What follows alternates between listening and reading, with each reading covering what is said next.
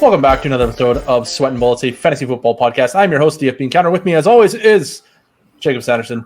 You can follow him on Twitter at the predictable Jacob Sanderson, at Jacob Sanderson on Twitter. Easiest handle to find on Twitter. I mean X. How are you doing tonight, Jacob? It looks like you're still at work. Is that true? I'm coming to you live at 9:30 p.m. from the office. Was stuck working a little late. Got a new case dropped on me at 5 p.m. So was getting situated with that. Figured, you know what? We got a perfectly functioning microphone and webcam at work. Well, maybe not functioning. You'll tell me. I don't think I've ever recorded on this mic before, so well, I guess I'll leave that to the listeners. But a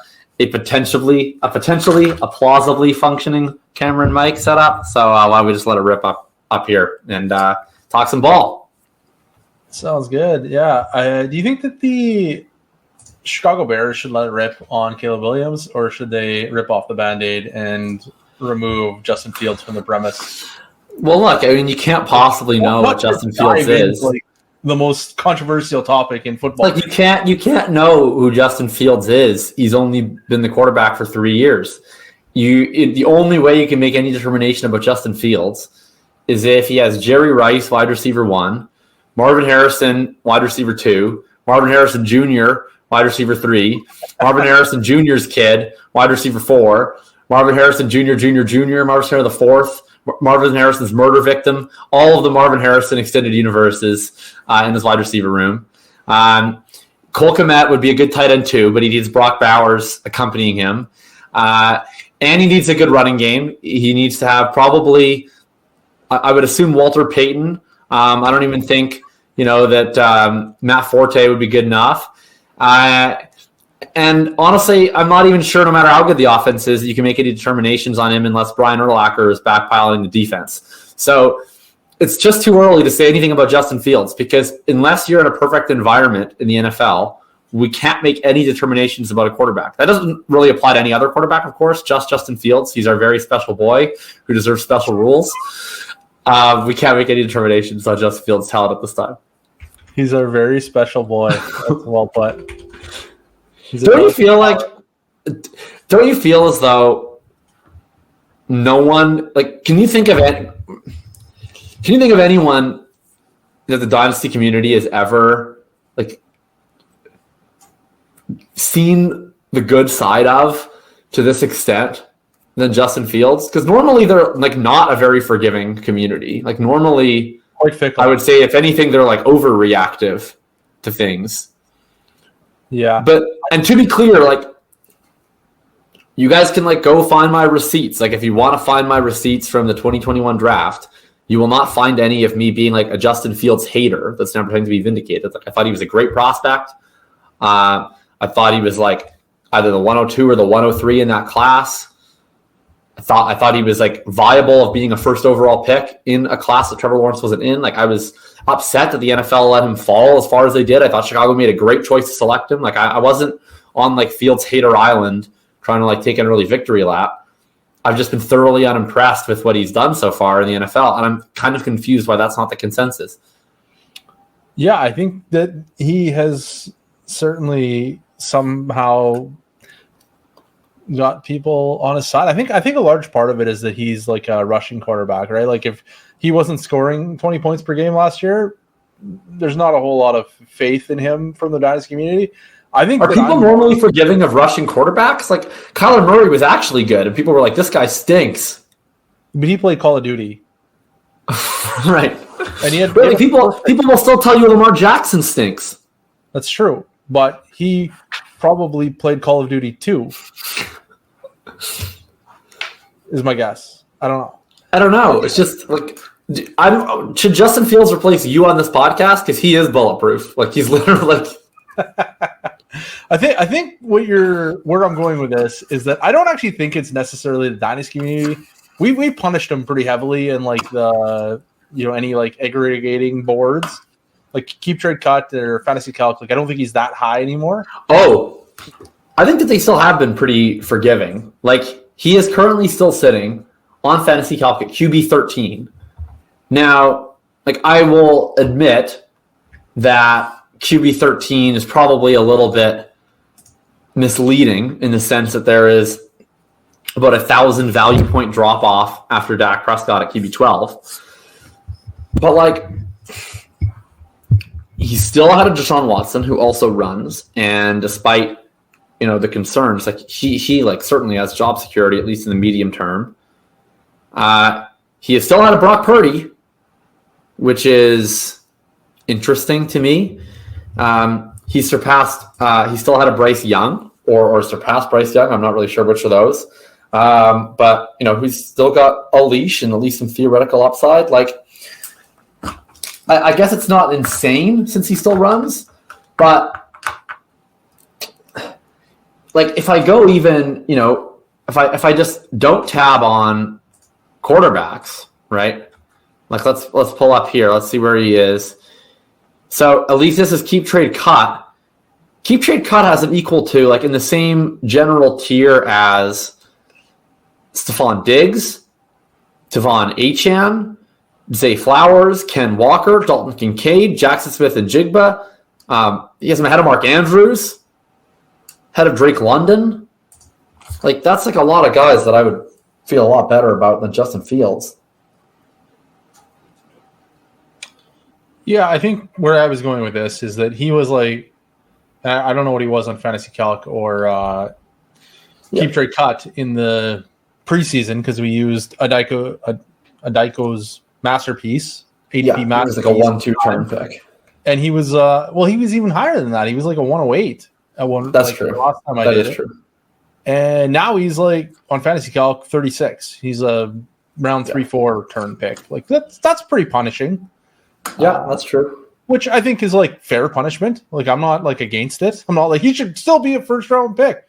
I thought he was a wildly overrated first round pick at the time. Yeah. Now I'm like, this is like fine. Like he's on Fantasy Calc, he's sandwiched between 1,000 points behind Dak Prescott and 300 points more than Jared Goff.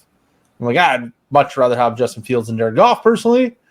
But again, it's like, that's not really the question necessarily. I've kind of flipped this because where I was going, what I was trying to say is that I feel like the Dynasty community has punished him to some degree. It's the Bears fans that haven't. It's the Bears fans that are saying we need to keep Justin Fields and we need to draft Marvin Harrison. We need to whatever and keep Justin Fields. I'm like, but you have Caleb Williams staring you in the face. Like Caleb Williams a month ago was considered to be the best quarterback prospect we've ever seen. Like back to Peyton Manning. They were saying he was better prospect than Luck. He's a better prospect than Lawrence. Like that's a month ago. But he cried, Drew. He cried with his mom. I don't know. He lost some games. He took some QB losses and he cried. Took some QB losses. So like I think where I'm going with this is that I don't think the Dynasty community is like totally out of touch with Justin Fields. I think it's more the Bears community. And the Bears community, unfortunately, overlaps a lot with the Dynasty community. Sure. Seems to be a lot of Bears fans in the Dynasty community. And not just the Bears fans, but also Ohio State fans. And Ohio State fans. There's a lot of people in the Dynasty community from like that Ohio area, like Cleveland area. And like a ton of Browns fans, ton of Ohio State fans. It's pretty wild. I guess is it the birthplace of football? Is that like the thing in Ohio? Like that's I think it's the Browns and the Bears have been so bad for so long that you're more inclined to have a relationship with football through fantasy if you root for a perpetually terrible team. That's my theory.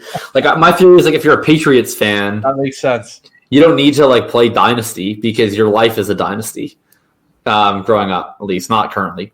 But if you're like a Browns fan or a Bears fan and you like football, you need like the escapism of fantasy to help you enjoy the sport. Because if you just had to watch the Bears every week, it's not fun. That is rough. There's gonna be a lot of Giants analysts coming out soon.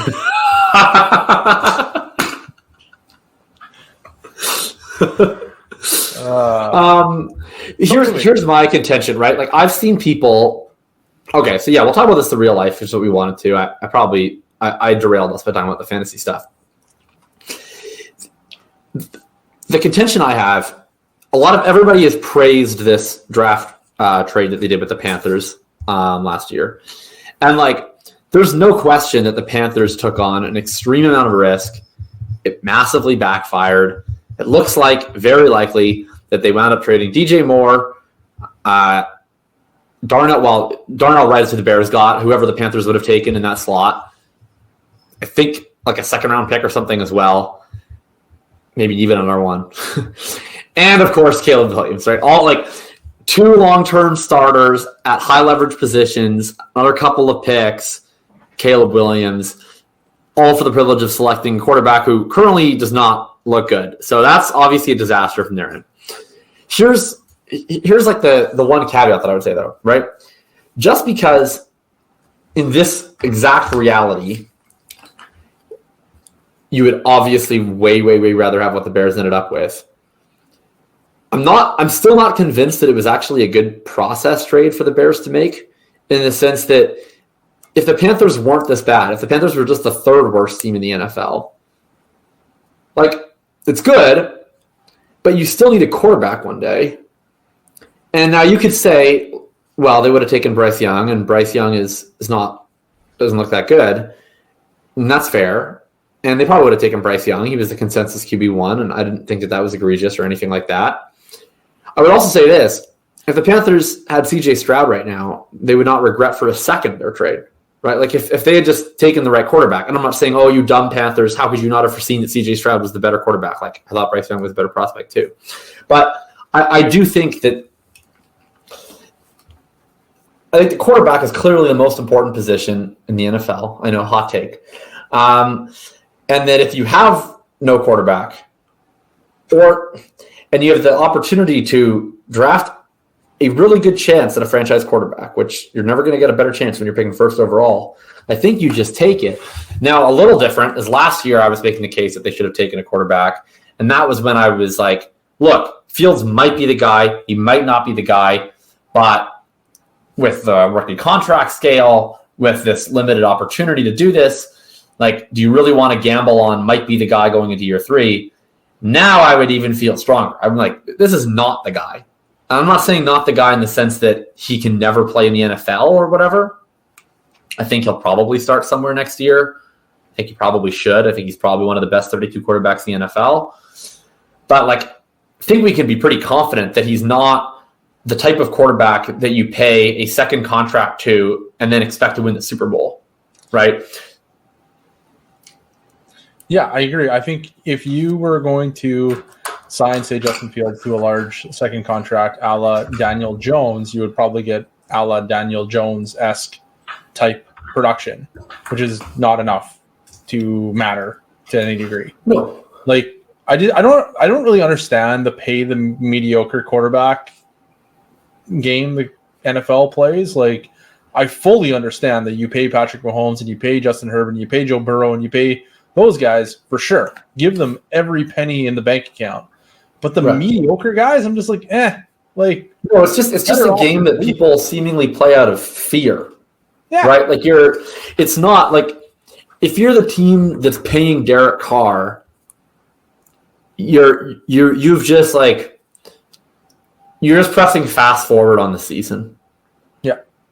Right? You're not actually a Super Bowl contender. And you're not going to be bad. So you're just existing. I guess what's the best iteration of this quarterback middle class? I mean, this is the problem, right? It's not actually these quarterbacks' faults. Like I'm not actually of the view that you can't build a Super Bowl winner around an average quarterback, because I think that you can if they're on a rookie deal. So theoretically, if we had a quarterback market in which the middle tier quarterback was paid a little bit closer to what the rookie quarterbacks are and not as close to what the elite quarterbacks are, then definitely I think you would have a better chance of building these types of teams. It's just in the confines of the market, these guys are getting so much money that it's almost impossible. The closest, we'll get a trial run this year with Detroit, right? That's probably the one team that's kind of in the mix this year that I would say is paying like a true middle-class quarterback. Not paying them a ton, but they're paying them a considerable margin.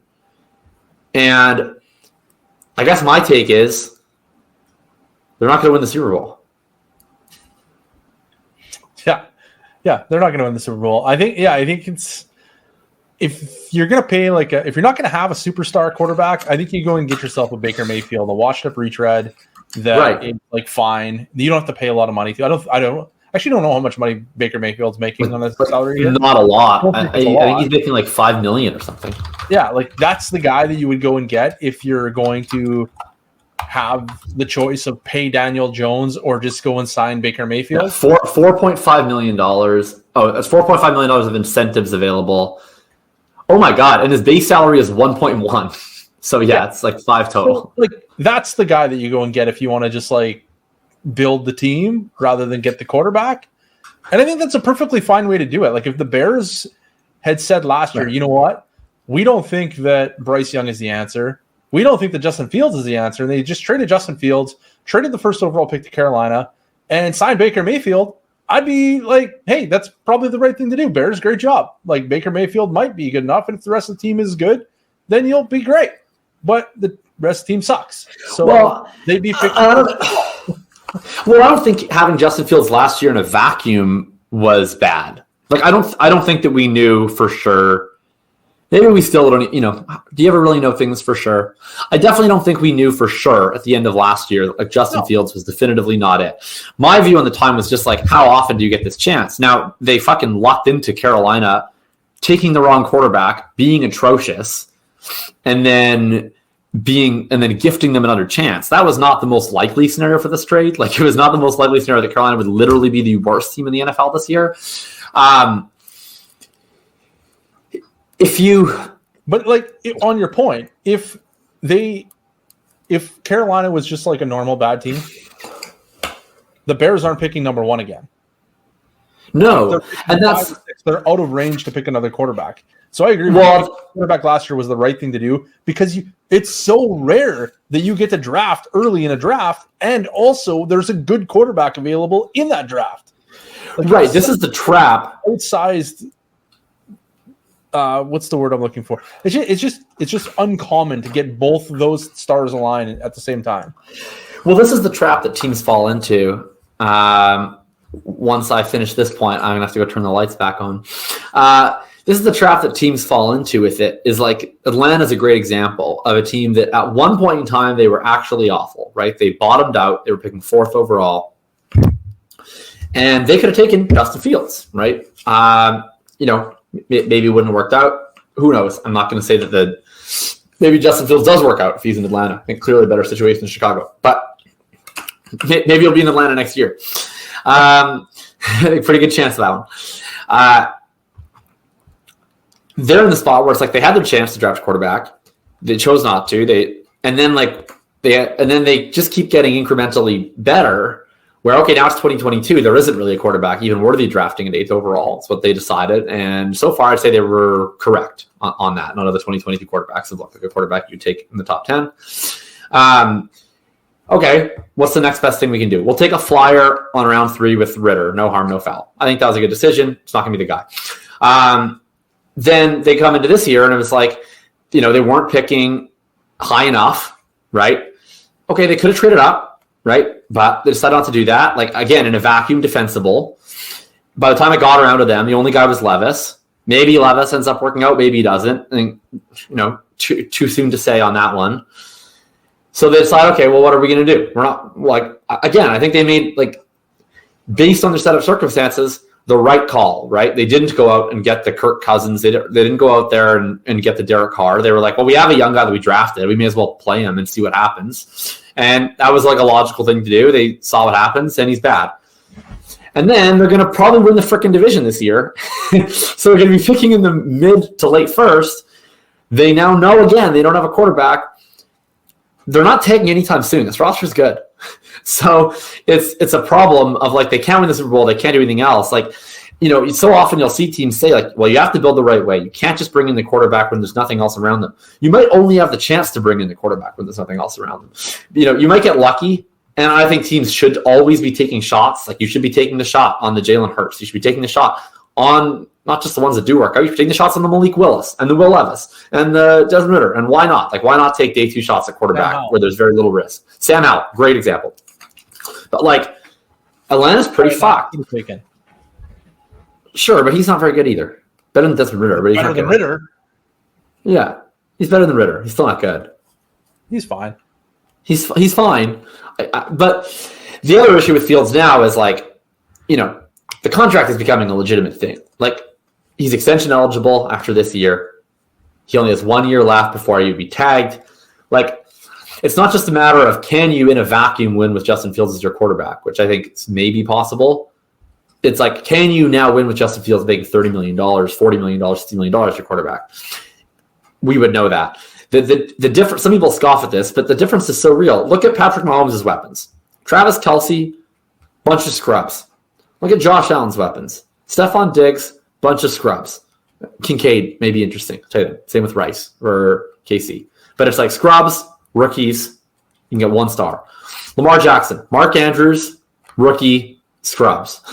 Like all the quarterbacks that are making a ton of money, either they have the only way they have good weapons is if their weapons happen to be smash rookie picks. But otherwise they don't, right? You can't just continually replenish. And theoretically, do you want to be spending all your first round draft capital on receivers when you've just had to pay a quarterback $50 million? Like, you probably have some defensive needs, right? You don't want to be spending a ton of money on those. You probably have defensive needs. Ideally, you're paying quarterback $50 million. He can win you a bunch of games with mediocre weapons, right? You look at the quarterbacks that are like just rocking weapons. It's like Tua and Hurts, whose extension kicks in next year, and Purdy. Like, that's where you can build. Obviously, the Bears, I'm sure, wish they could have built a better suite of weapons around Justin Fields in the time that they could have. Maybe we'd know a little bit more. But either way, that time is over, right? Even if you think Justin Fields is totally blameless, it could have worked out different. It didn't. He's probably not the CJ Stroud type to just walk in and transcend a team. Otherwise, they'd be good right now in spite of everything else. He's probably a guy who needs everything right, in which case, probably window's closed on that. Unless a team can sign him for $10 million at some point and make it happen. Yeah, I mean, in the Bears' defense, they did stock the cupboards for Justin Fields. I don't know if you recall, but they actually selected a wide receiver in the 3rd round that nobody in the world thought was good, but they thought was good, and that's what matters, is they took Velus Jones, who has turned into an absolute superstar, undeniably talented, just a dude going out there doing things on the football field. I think he's got, 600 receiving yards in his career in 2 years, maybe? Did he get that many? I lied. That was way off. He's 125 career receiving yards in 2 seasons. So, that was a great pick. They traded their first-round pick, essentially, last year, 32nd overall, for Chase Claypool, who then obviously did a whole bunch of really incredible things in Chicago. So, they tried to stock the cupboards. They just didn't stock the cupboards because I'm kind of convinced that the Bears management is completely incompetent. They had once at one point, I mean, this isn't management, this is employees posting their athleticism model of all things. The analytics with the bear logo. About wide receiver production in the NFL is that athleticism isn't really part of it. And yet they have a whole model around athleticism for wide receivers. And that begs the question, what are they doing? And probably ends up, acquiring players like Velus Jones and Chase Claypool, which have been atrocious train wrecks. And anyways, where I'm going with all this is that, I'm sorry, but if you're hoping that this management team is going to somehow stock the cupboard with draft picks that are going to turn out to be awesome, I probably just would take the under because I'm just not sure that's going to happen. Even Cole Kmet, I don't remember if they drafted him or if it was the prior regime, but he's fine. He's not good. He's an okay tight end, I guess, a middle of the pack guy. He's fine. So there's just, we should not be giving the Chicago Bears management team the benefit of the doubt that they're just going to automatically be able to stock the cupboards around Justin Fields going forward. If Justin Fields can't perform with what he's got, he's not going to perform because he's not that good. So, I don't think that Justin Fields is terrible. I want to be on. No, he's not terrible. He's not the worst quarterback in football. He's just not a transcendent quarterback, and you need a transcendent quarterback to win, or you need an absolutely free quarterback in order to build a juggernaut team around him. And Justin Fields isn't going to be free if you think that he is the answer. If you're going to give him a Daniel Jones $40 million contract next year, then he's not free anymore. And now you are unable to stock the shelves in a way that you would otherwise, in a way that you would be able to with, say, a rookie quarterback, which is the point. Anyways, yeah, I think this is the same issue we've talked about year over year over year. Not necessarily you and I on this podcast because we've only been doing it for like a year, but you and I individually in fantasy football or football worlds or even off the line if you even participate in that part of life anymore. But like this goes back years and years and years, like back to Kyler Murray versus Josh Rosen. Like we had this exact conversation. Josh Rosen was so bad that it's really hard to envision him becoming the thing. Kyler Murray's sitting there 101. You get to pick a better prospect that you can just go ahead and plug in and move Josh Rosen. You get something for him. They ended up getting Andy Isabella for him. That didn't work out to be anything. But guess what? Kyler Murray was a hell of a lot better than Josh Rosen. It worked out really well for them. And then the very next year was the Tua Tagovailoa year. When Tua Tagovailoa, it was tank for Tua the whole offseason heading into his final year. And then he got hurt halfway through. Joe Burrow lit the world on fire. And it was Joe Burrow's year, and that's fine. Joe Burrow's a really good quarterback. But Tua was still available for the second team, which was the Washington Commanders. And instead of selecting him, they took Chase Young. And Chase Young is a defensive end, which he was a good defensive end. Like I'm not saying he's a bad player. He just doesn't matter like a quarterback does. So they end up going into the season with Dwayne Haskins, RIP, and then they go from there into a bunch of did they go with Alex Smith after that? Or was that before that? My fumbled on Washington at this point. But I think that they. Oh man, I believe that the year that they. Oh, you know what? It was.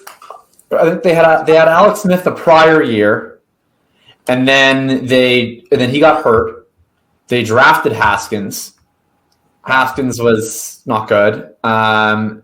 They finished that year with the second pick, and then they draft Chase Young. Haskins starts the year. He winds up getting cut. Alex Smith comes back. They start him for a while, and then he gets hurt, and then they start Heineke in a playoff game against the Bucs. As a 7th seed, they lose. Then they go get Ryan Fitzpatrick. He gets hurt. Heineke gets to start again. Then they go get Carson Wentz. He gets hurt and is also bad. Heineke gets to start again. Then they go to Heineke. He gets to go somewhere else and start again. Turns out he's still bad, so he gets re-replaced. Where will Heineke start next year? Who knows? Eventually, maybe Washington has a guy in Sam Howell. They probably don't. They're probably not going to, They'll be interesting too, though. Washington now, because Washington's now 4-8.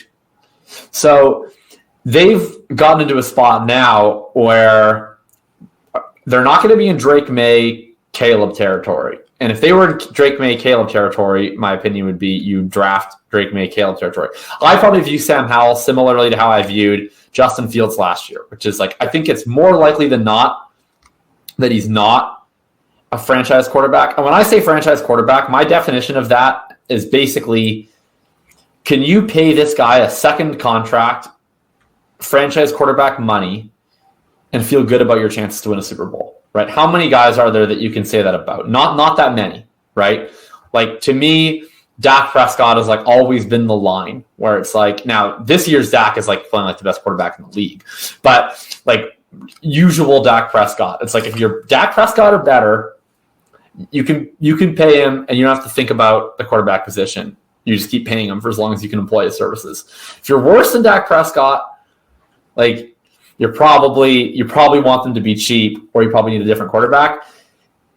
Howell's an interesting spot where he's kind of in they could be in the Atlanta spot where it's okay, the blue chippers are gone. How do you feel about J.J. McCarthy? How do you feel about Jayden Daniels? How do you feel about those guys? And that's more interesting, right? That's where it comes down to scouting. Because if you think those guys are more or less an equal bet to Howell, well, you just roll with Howell and take a really good prospect. But then you run the risk of, we know we have an okay quarterback, we've just made our team better because we selected someone else in the top 10. When are we ever going to get a quarterback if Howell's not the guy? Whereas, like, at least the benefit is, right, the Panthers unfortunately don't get to reap this benefit. One of the benefits of drafting a rookie quarterback is they might be horrible, right? You might get right back there. I mean, how many times have we seen this? The Jaguars had first overall 2 years in a row. The Panthers now became a first overall pick with Bryce Young. The Cardinals became a first overall pick team with Josh Rosen. The Commanders became a second overall pick team with Dwayne Haskins. They just didn't get the memo. But, the Bears became a first overall pick team with Justin Fields. They also didn't get the memo, but they got bailed out. Like, if you draft a rookie quarterback, you've just increased your chances of picking first overall next year in a very substantial way. Oh, for sure. Like, that's kind of where I was going with this, is like when you're Washington and you just try to plug holes and build around like a whatever quarterback, then you don't get back to first overall. Like, you don't get back to the spot where you can just pick a genuine franchise caliber prospect. So when you get the chance, you probably just need to take it unless you already have the guy. Like, I think I would be like Justin Fields. I'm like, no, the Bears need to move on. Like, this is clear to me. If it was the Cardinals, though, I'd have a tougher time. Like, I would still probably. Well, let's talk about it because it might be the Cardinals. Like, right now, the Bears are picking at 1. The Cardinals are picking at 2. I don't think that's actually how it's going to end up. The Cardinals, I think they probably get a couple wins here, and they end up moving out of the top 2. But for sake of conversation, they are currently 2. You have a few options. Well, you know what? It could even happen. What's your favorite? The Bears get their way, and the Bears fans, get their way. The Bears take Marvin Harrison Jr. to support Justin Fields, and the Cardinals are on the clock at 2 with Caleb Williams staring at them. So there's how we get there. Well, I don't think that's happening. Like, I think. You don't think the incompetent Bears management would follow through with that plan? Well, okay, so this is what we're going to talk about with the Cardinals, right? It's the same thing. It's like, I think that the least likely option for any of these teams is just like staying in the top 2 and picking Marvin Harrison Jr. Like, to me, you just take the quarterback. But if you don't take the quarterback, like, any team that I just feel like there's maybe not, but from my perspective, there will be some team willing to, if you have determined that the way you would spend a top 2 pick is not on Drake May or Caleb Williams, then some other team who wants Drake May or Caleb Williams must value the pick more than you, and you've just got to trade it to them. Because, like, if you're getting quarterback trade up return for a wide receiver, I don't care how good the wide receiver prospect is. Like, you just have to take that return, right? Like, if someone is offering you a package similar to the Bryce Young package last year, and you've already decided you're not taking a quarterback, you cannot turn down that package to take Marvin Harrison. That's malpractice. Well, here's what you might do is you just don't answer the phone. Answer the phone is what I'm saying. Like, not just answer the phone, make calls. Do you understand my hidden meaning here? No, I don't. Dave Gettleman did not answer the phone when people called to trade up, and he was going to take Saquon Barkley. Oh, he didn't answer the phone? No. He just wasn't taking calls. He's like, we're getting our green jacket. I don't care if you're going to pay for Sam Darnold. It doesn't matter because we're going to get calls. That's a great example, right? Like, the Colts were 3 in that draft, and they got a haul for the Sam Darnold pick from the Jets. The Giants obviously could have gotten the exact same offer at 2. Why not? They probably could have gotten even a slightly better offer. Like, to turn that down to not even take a quarterback is like the epitome of malpractice. So, like, I think what the Bears I think definitely what the Bears should do is just take Caleb Williams. If for some reason they don't do that, the only other reasonable option is to trade down and give someone else Caleb Williams. Yeah, taking Marvin Harrison Jr. first overall pick is lunacy. Yeah, I concur. But the Bears also selected Velus Williams. Or no, you just combined Velus Jones with Venus Williams, I think. Velus Jones Jr. Not even Serena Jones and Velas Williams. They took Velas Jones in the NFL draft on purpose. That was the real thing they did. So anything is possible. So let's talk about the Cardinals. So Cardinals, let's say Caleb is gone. Either to the Bears or maybe they trade down, but somehow they're gone. Let's just say the Cardinals somehow do actually end up at 2, right? Maybe the Patriots win another game. I mean, it's getting to the point now where every team has 4 wins except the Cardinals at 2, the Pats at 2, and the Giants at 3. So I think we're kind of closing in on these 3 teams as the 2, 3, and the 4. If the Cardinals do actually end up at 2, what would you do? Because they're the most fascinating team. Like if the Giants end up with a chance to pick a quarterback, you obviously take a quarterback. If the Patriots end up with a chance to take a quarterback, you obviously take a quarterback. If the Bears do it, some people are weirdos and think you shouldn't. But like to me, there's a very clear right answer. I don't think there's as clear of a right answer with the Cardinals. Yeah, the Cardinals, I don't know. I would. It's not that I think that Kyler Murray is the best quarterback in football. That's certainly not what I think. But I also think he's good. Like he's probably a top 10 quarterback. He's on that line. What's that? He's like he would be right around 10. Like he would either be he'd be above the line of my top end. I don't know if I'm going to go and rank them like right off the top of my head.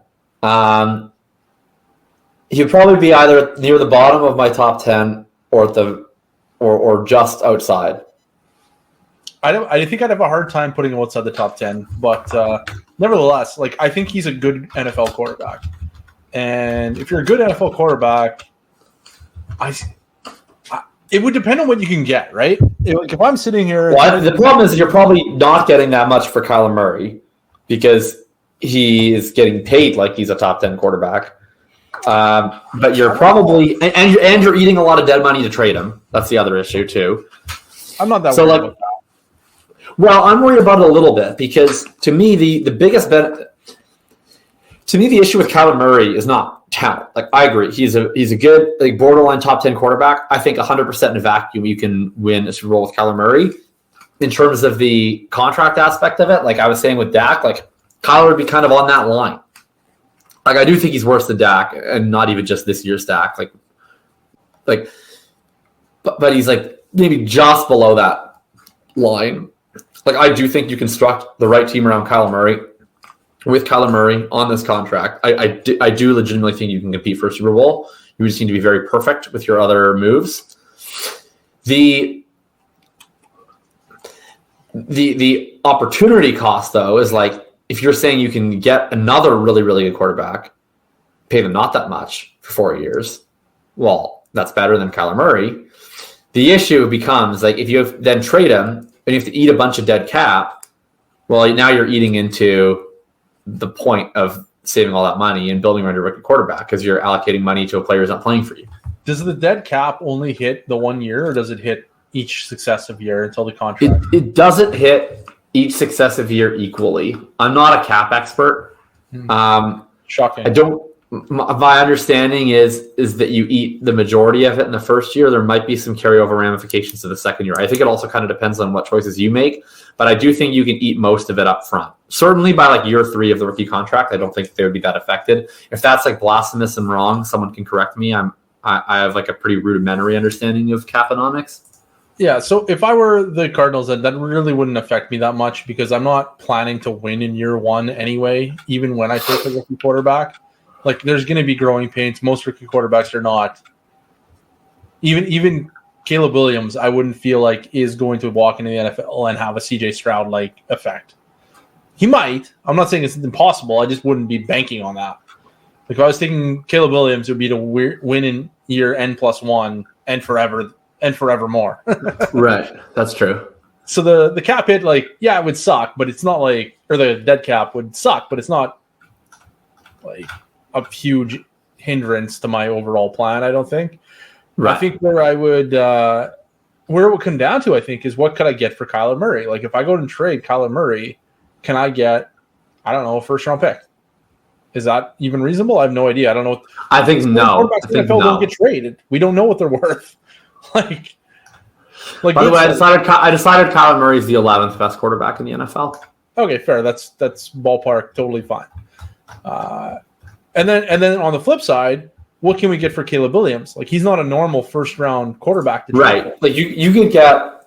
I mean, we just saw what the Panthers gave up for Bryce Young, who was not as heralded as Caleb Williams. And now Cardinals are probably picking Drake May, but I think Drake May, by all accounts, would have also been the QB1 in last year's draft by most draft people. I'm not like a quarterback scouting expert, but just parroting what the supposed quarterback scouting experts have said, that seems to be the consensus about him. So, if you can get a top 10 pick in this year's draft and another first from a team who probably isn't very good, because that's why they're trading up for a quarterback first overall or second overall. I don't know what's going on with my camera. I don't know. And you're getting like a roster player, yeah, that's probably pretty tempting, right? Because now, I mean, this to me solves your issue of how do you build around Kyler Murray when he's a little too expensive? You have to draft well. You know how it's easier to draft well? You get 3 first-round picks for your 1 first-round pick. Like, now all of a sudden you have a much cheaper roster with a big influx of talent. I think the key there too is how far back are you trading in round 1? Like, if I only got to trade back a couple spots and I'm getting like a Brock Bowers or Marvin Harrison, like, that's going to be instant injection into the offense that is pretty exciting. I mean, maybe with the Cardinals, Brock Bowers isn't as exciting because you already have Trey McBride, who looks like he's decent. I mean, Malik Neighbors is probably going to be available in the back end of the top 10. He looks. I almost think he's like an under. I don't think he'll be this quick on draft time. I think he's currently like an underrated prospect because of how good Marvin Harrison is. To me, I think he would be the runaway wide receiver 1 in last year's class. Wide receiver 1 in last year's class. I think he'd be the runaway wide receiver 1 in a lot of classes. He looks phenomenal. Yeah. His analytical profile is excellent. I happen to watch a lot of LSU because I have Jaden Daniels in my Campus to Canton league, and I have Brian Thomas in that same league. So I just watch all the LSU games and just watch myself accumulate fantasy points. Neighbors pops, man. That's like a true 3-level receiver. His stats are obviously off the charts. He's done it on a team next to another guy who his teammate just got mocked in the first round by Dane Brugler today, Brian Thomas. So legitimate competition. He's the stuff. So you can probably get him in the back end of the top 10. Yeah. So if I can move back and get a guy like that can help my team pretty much out the gate, and then also a future first round pick and maybe another roster player that would have, I'd like a reasonable position. I don't want a guard. don't give me a center. But if I could get something like a cornerback, a good cornerback, and trade back and pick up and maybe there are other really good prospects in this class. We get a 25. We get a 25-1.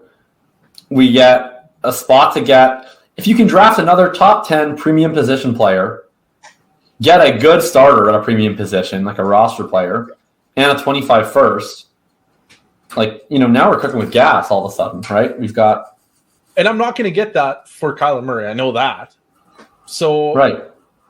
And the Cardinals already have an extra first in this year's class. They have Houston's first, so that's probably a mid first. Yeah. So that's the kind of trade I'd be into. And if I was the Cardinals and I was sitting at 2 and Caleb Williams went first and Drake May is going to go second, and I'm trading my Drake May pick, I'm doing everything I can to manipulate the board into a 3-way trade so that I can get to 3 and just pick Marvin Harrison Jr. Or I'm going to get a pick that's going to be in the top 6 or so that I can get a 3-way trade to get back into the top 6 to get Malik Neighbors or what have you. I just want to manipulate the board to get one of those 2 marquee wide receivers. And then I'll be able to my future first, and my roster player, and I'll hopefully go win my division next week or next year. Frankly, the thing is they could get 2 blue chip prospects if you really think about it, because they could potentially trade. They could potentially trade into a spot where they trade back a little bit. Then they use their other first round pick that they already have from Houston. They could even then trade back up and get a Neighbors or a Harrison and a like cornerstone tackle or a edge rusher or a like cornerback. Like they have like a lot of flexibility. I'm pretty excited to see what they do. Which is what they need to do with Kyler Murray on the team. Like you said, he's expensive. You can't just go sign free agents or re-sign your guys. Like you need to replenish with rookie year contract players that are high caliber. So this is the only real path, I think, to winning with Kyler Murray. He's not Patrick Mahomes. He's pretty good, but he's not Patrick Mahomes. You're not going to just trot out, Travis Kelce at 34 years old and a bunch of nobodies and win your division and win your conference. Like he's going to need some help. So I've been convinced over the course of this talk. I think they need to do the trade down plan. I think so. As long as they don't fuck it up. Like what often happens is these teams will make the trade that you want them to, and then they go and pick some guy you've never heard of, and it's like, that's what? True. And they pick but that's not what the play was. You almost had it. You almost had the play. It's brutal. All right. Let's talk about some wide receivers. You listed a bunch of them on the show sheet. Anything in particular? We're going to get into fantasy talk now, people. I didn't have a good segue. I don't know. Sorry about that. You know what? Actually, before we get into that, let's quickly talk fantasy on Justin Fields, because I do think he's still interesting. We talked about him like 2 weeks ago. My opinion's the same. What did you say? I said he's overvalued. I would pay a late first-round pick. Even still, he's overvalued? Because he's worth well over a first-round pick. But he's like even with like Jared Goff. Okay, but we talked about this last time. Like everyone in this tier is undervalued relative to Jared Goff. That's true. Okay, fine. We won't talk about it then. I think he's going to start again somewhere. I don't think he's done in the NFL. I agree. Let's move on. I agree that he'll start again somewhere. I just think that once you've been punted by your first teim, you're on situational value. So he's like, I agree. He'll start somewhere else next year, and I wouldn't rule him completely out from turning it around where we get like, Justin Fields. And then maybe he gets and then maybe he gets like a big contract, and then things don't really ever work out, and then it's like, Justin Fields. But then after that, then someone's like, well, Justin Fields. Like I could still see him having like an 8-year starting career. I don't think that's like totally out of the realm of possibilities. I also think he could have like a 2-year starting career, but I definitely don't think this is the last year. I'll put it that way. Yeah, that's good. That is a good way to put it. Okay, so there's 5 wide receivers that are all kind of clumped together. Okay. That are all approximately 23.5 to 25.0 years old. Right. So the oldest one of them is like the newest addition to the NFL, I'm pretty sure. What's that? And the oldest one of the bunch might be the rookie. No, DeWanda Smith is older, as is Jalen Waddle. Okay, so we got Chris Olave, Jalen Waddle, Garrett Wilson, Tank Dell, new addition to this quadro, I guess, and DeWanda Smith. So what I want to know from you is who's your favorite and who's your least favorite, I guess, is maybe the way to put it. And then also, if Tank Dell isn't one of those, how do you find Tank Dell's placement in this group? My favorite is definitely Garrett Wilson. Garrett Wilson, I've always been a massive Garrett Wilson fan, and this year has been very annoying in that he's had to play with a fellow Wilson again. But 32% target share. Granted, his receiver weapon room is like horrific, so probably hitting the maximum. Yeah, who is healthy and active this week. Contract though. That's true.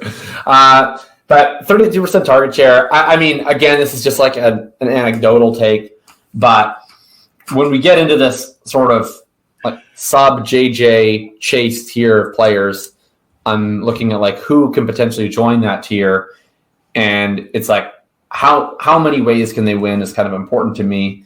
And I look at Wilson, and he's the one that I think has the true 3-level game. Like in basketball, they always use the term 3-level scorer, right? Can you shoot in the mid-range? Can you finish at the rim? Can you shoot from behind the arc? I think of it the same way with wide receivers. Like, can you win after the catch? Can you win in the intermediate areas? Can you win down the field? And Wilson, to me, of all of these guys in this tier, is the one who is a legitimate value-adding player at all 3 levels. He has the quick twitch and athleticism to be a massive after-the-catch threat.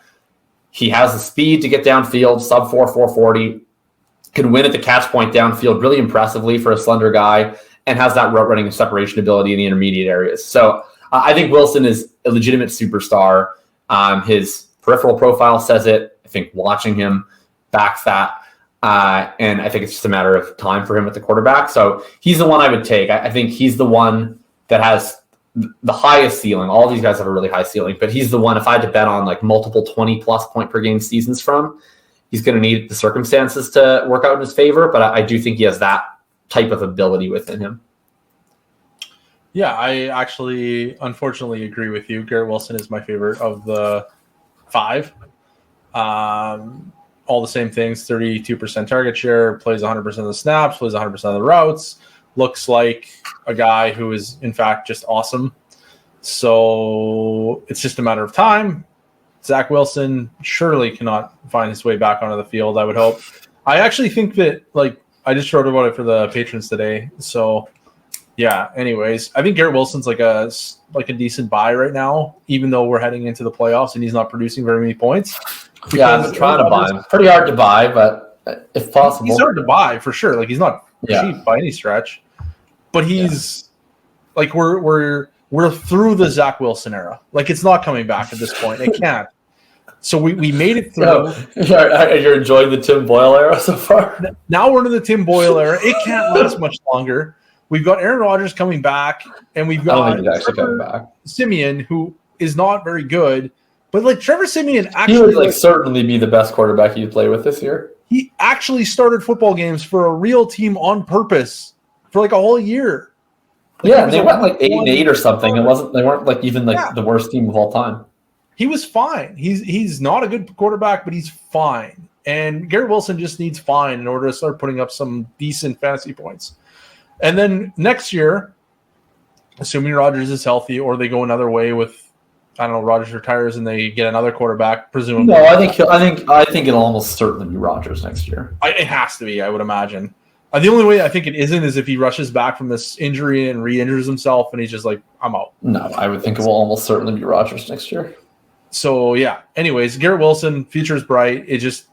I think there's a chance it happens in the playoffs this year, fantasy playoffs. So I think it's not too early to buy him, is what I'm trying to say. Yeah, agreed, for sure. Who's your least favorite of these 5? That's a tough one.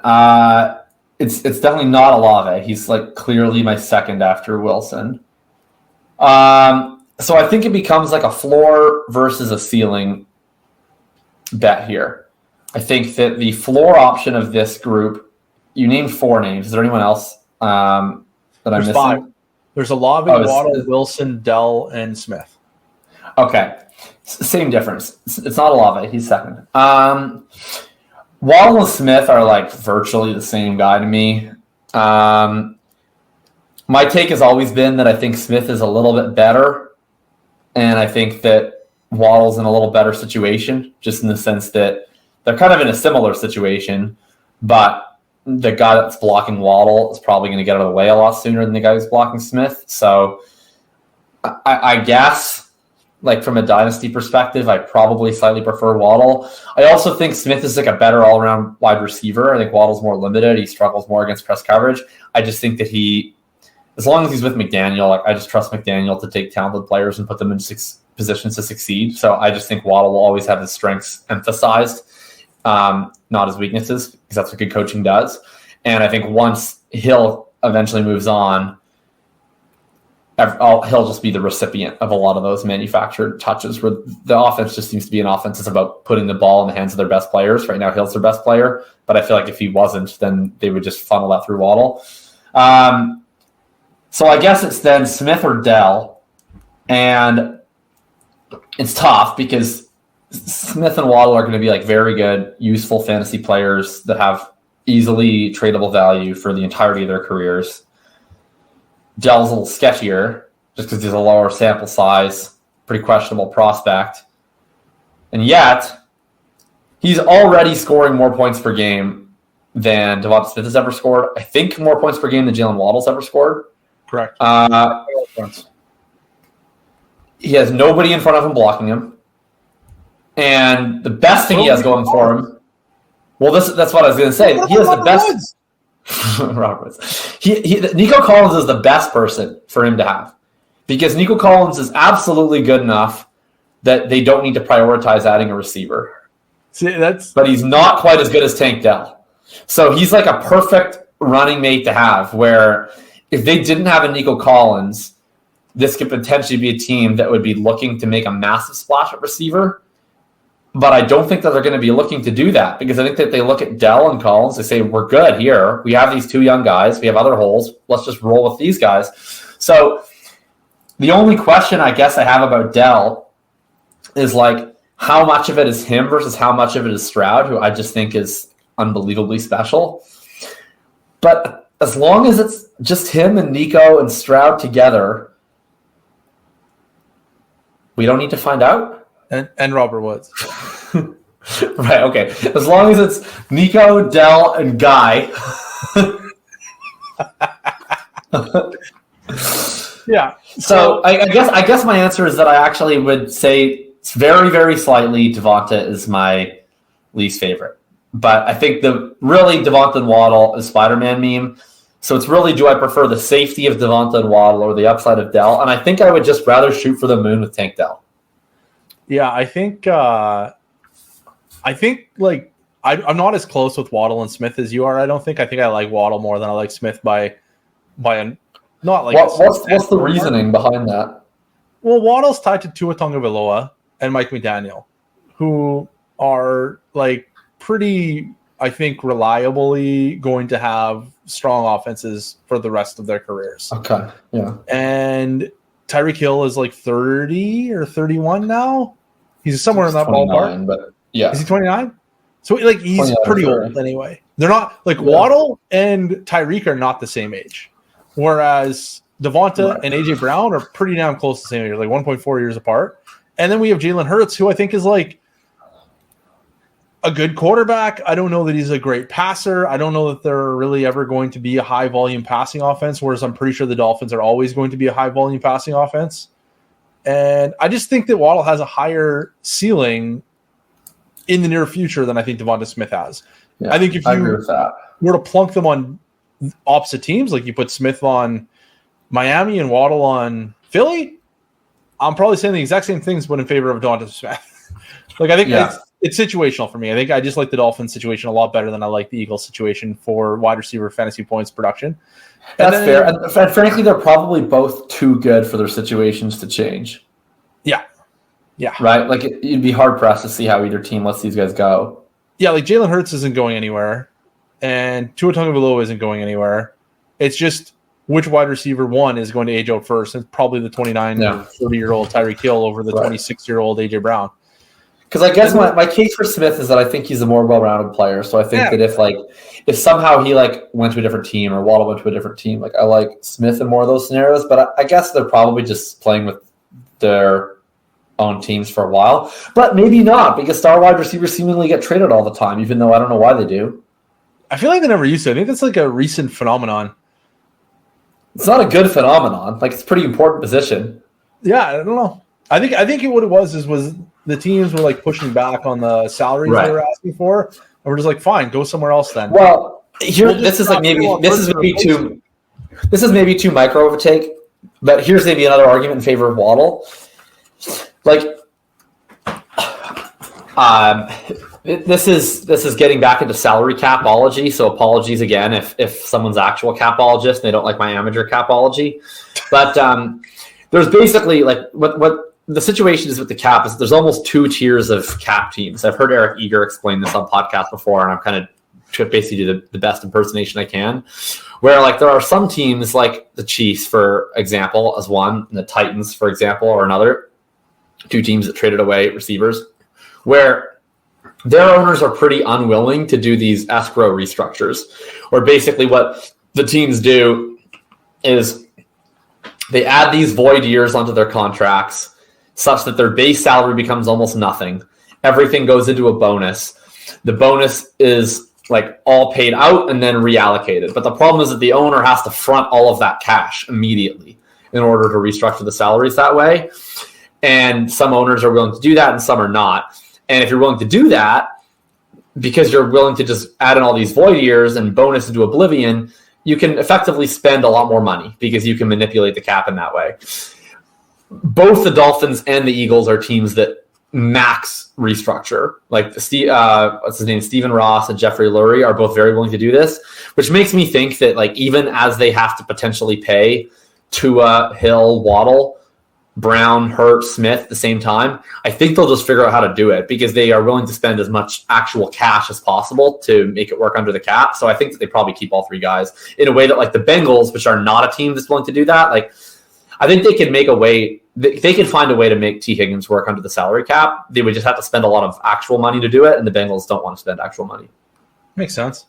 I think the other thing that we didn't even touch on is that Dallas Goedert's better than Durham Smythe. How do you say his name? Yeah. So, like, yeah. Anyways. Miami will probably add a Dallas Goedert level target earner at some point. Probably. Around the time that Tyreek Hill hangs up his cheetah paws. I think they need one now. Probably. Yeah, they pretty much just passed the Tyreek and... Like, they don't have, like, their third option... Well, their third option, I guess, is throwing the running backs. But, like, their third option, excluding the running backs, is, like... It's either Smythe or, like... I don't know, is it, like, Robbie Chosen Anderson, who they've, like, cut and re-signed, like, 6 times this year? They could probably actually really use someone like Robert Woods. They could use someone like Robert Woods. Like, just like I'm being slightly facetious only because we just made fun of Robert Woods. But, like, no, they could use... like, they just need, like, a nice, like, warm body veteran. They could use like a Hunter Henry. Hunter Henry would be great. Yeah. They need just some like large guy over the middle who just like can catch a drag route. Yeah, they unfortunately weren't able to hang on to the exquisite talents of Mike Gesicki, who had to join Hunter Henry, and he was not what they needed because Mike Gesicki like can't block and he's just like a slot receiver. They need a possession option. Yeah, they need a possession option. That's exactly what they need. They need like who's that tight end that the Ravens just, or no, not the Ravens, the Raiders just drafted. Michael Mayer. Michael Mayer. That's who they need. They need that guy. They should take. Yeah. Anyways, so then, for me, I think it really comes down to Tank Dell versus Devonta Smith, and I think you're absolutely. So you like Waddle more than Dell? I think I like Waddle more than Dell. I don't know. Okay. I think so. I'm not 100% sure. But I think it's That's pretty fair. clear to me that I like Dell more than Devonta, I think. Okay. I'm pretty sure. Because I think, like, all right. I think he kind of nailed it with Nico Collins. Like, Nico Collins is like a good – he's a meat shield. He's like a draft capital meat shield. Exactly. He's just going to prevent the Texans from investing in someone that's going to come in and eat Tank Dell's lunch. And Tank Dell is a small guy. So, like, I don't know how that's going to work out if they got someone. Right. It's like when you're on Survivor and you're like, oh, I'm a pretty big threat. I don't know if I want to like get rid of the other strong guys in the team. You need to keep some like stronger guys on the team around, but you don't want to keep like the master strategist that'll vote you on. You want to just keep like some dumb, like muscly guy who people are gonna be like, don't let him get on an immunity run, right? Like you want to keep like James Clement. Nico Collins is James Clement. I don't know who James Clement is, but nobody. The people love the Survivor references. Our listeners watch Survivor. They all do. Every time we do Survivor references on the show, people love it. I get hundreds of direct messages saying, "Yeah, I know you don't." An actual show on television still. Thought that was it was on tonight. I haven't watched yet. I'm still in the office. Well, that was a singular season show that was canceled in 2008. Okay. So anyway, I'm good with this Dell. Tank Dell looks really good. He's your rookie wide receiver one now? Because I think we talked about this 2 weeks ago, maybe we talked about it offline, and he was already my wide receiver one at that point. I mean, I'm obviously still on the train. Nothing has changed since. You're just like, I don't know. I think it's so hard for me to just be like, it's not Puka Nacua. Yeah, not that hard for me. Because but here's the thing. I didn't even realize this until now. You can't even pick one based on names. They both have cool names. They have cool names, yeah. Like the name metric is just one this season. So how much cooler would it be though if it was named Tank Shell and then you could have Puka Shell?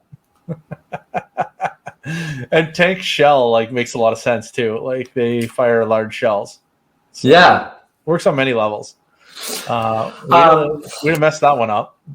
Tank. So let's talk about Puka, because this was the fascinating part. Is so like I'm kind of in a bubble with valuations sometimes, where like I make it a point not to look at fantasy comp and keep trade cut because I don't really care.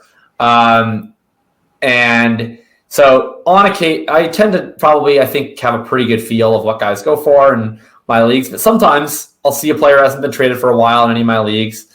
And, I run in a certain circle. I talk to a lot of the same people all the time. And so sometimes if that circle that I talk to and the market starts to diverge, I get a little bit of an incorrect sense of a player's value. So in my circle, I'm kind of the Puka hater.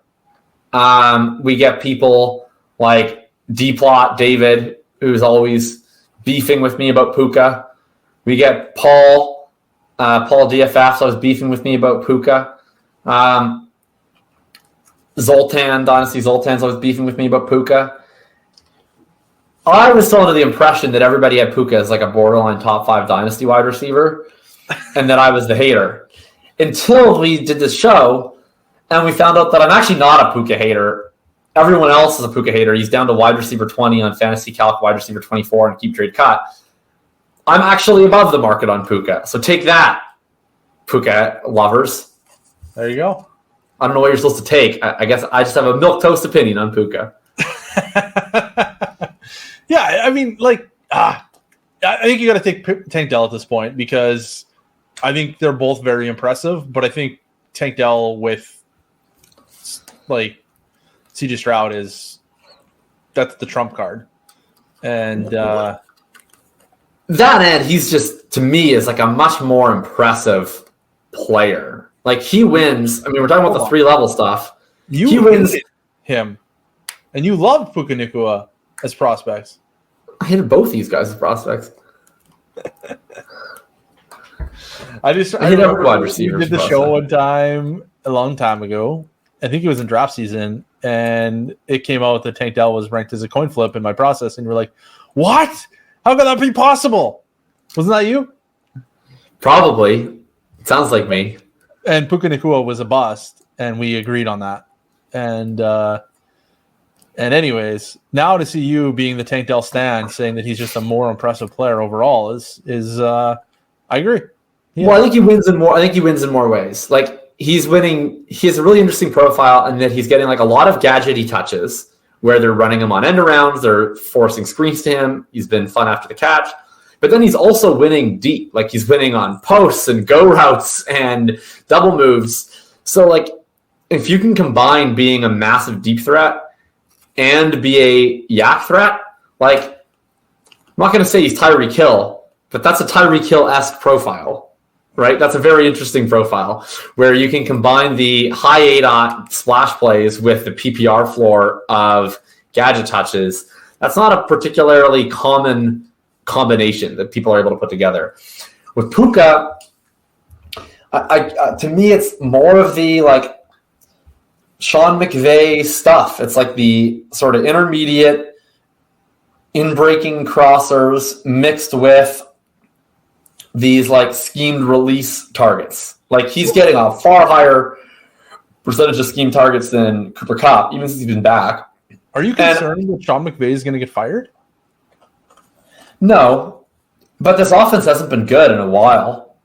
Like this offense was good at the beginning of the season. It wasn't really good last year. It hasn't been good the last 6 weeks. Well, Stafford hasn't been good the last 6 weeks. Basically, it wasn't good when Stafford was playing either. He was injured.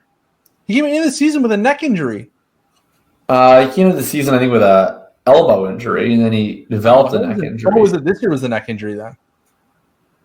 Do you have a neck injury this year? Yeah, I thought he was like going to retire. A thumb injury this year. He had a neck injury last year that he sustained in like the middle of the season. Yeah, I think that he had it like all throughout the season though. But he played. I mean, well, here, newsflash: Matthew Stafford's old and breaking apart. Like, yeah. I mean, that's just like part of the deal, right? I mean, part of the deal with the Rams is they're quarterbacked by like a very old man, where frankly any game could be his last. And I don't really know what their plan is after Stafford. So, like, that's part of the concern with Puka. I wouldn't say that to be clear, like, I don't think that Puka is bad. I'm just not convinced that he is special. Like, I'm not convinced that he's like a particularly dynamic player. And so I understand that he's compiling a lot of very impressive stats.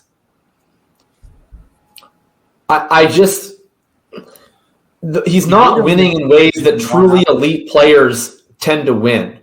He's winning as a compiler. So to me, he's like a Jarvis Landry, most likely, and a Keenan Allen at best. But I don't know that he's the technician of a Keenan Allen. Like, Keenan Allen's a pretty special route runner. I think he's more likely Jarvis Landry, Robert Woods. So like a top 12 wide receiver for the rest of his life. Not if you go by points per game. Robert Woods had what? How many seasons of top 12 points per game? Like 1? 3, you think? Robert Woods? Don't think so. Pretty well his whole time in LA. He was a top 12 wide receiver, I thought. Maybe top 18. He had a lot of like wide receiver 11 in total points with 16 games played seasons that I think were more like in the wide receiver 16, wide receiver 17.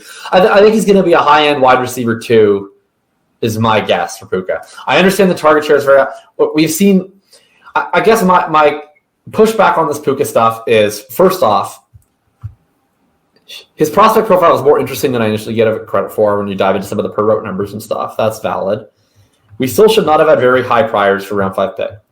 We should have moved off those priors, at least to some extent, after his early season run. Absolutely. Do I think we should have crowned him a top 5 dynasty wide receiver? Too rich for me when there's other studs that have been thoroughbreds their whole life. I don't think it was crazy to. I think it's odd that we were willing to react so strongly to his first 6 weeks, but then some people at least have then not reacted very strongly to his last 6 weeks of basically doing nothing outside of one game.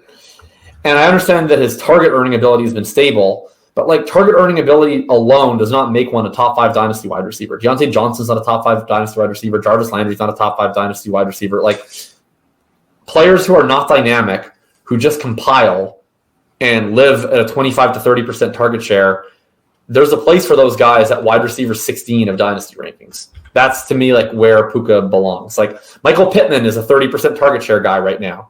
He's not a dynamic player. Nobody's talking about him as a top 5 dynasty wide receiver. I mean, sure, you're talking about guys that are, that certainly didn't do this as rookies. Like Jarvis Landry came in as a rookie, immediately earned 1 million targets, and that's just who he was as a player. And then he was that player his whole life.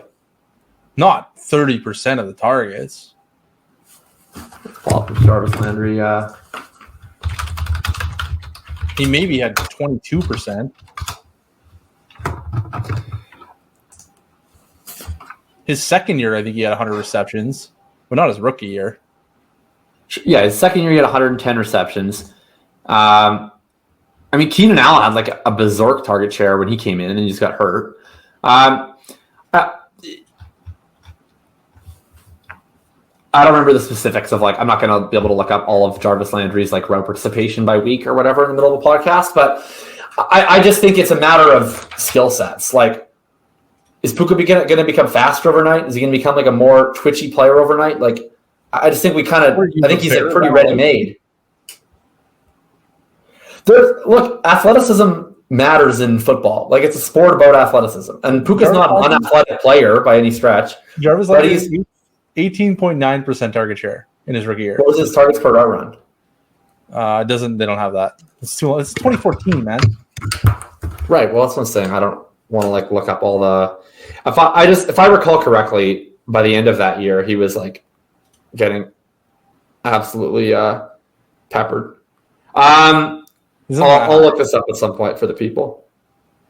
Oh yeah, no, he got 11, 11, 6, 11, 9, 9. Yeah. The year. Okay, there we go. So like not that good. Like wait. Are you saying not that good to go 10, 5, 11, 11, 6, 11, 9, 9? Really nothing impressive. Anyway, that's my stats on Puka. He's Michael Pittman. He's Jarvis Landry. He's Robert Woods. At wide receiver 20, Like it's yeah, sure. I mean, I kind of felt more or less similar about Amon-Ra St. Brown as I did about Puka.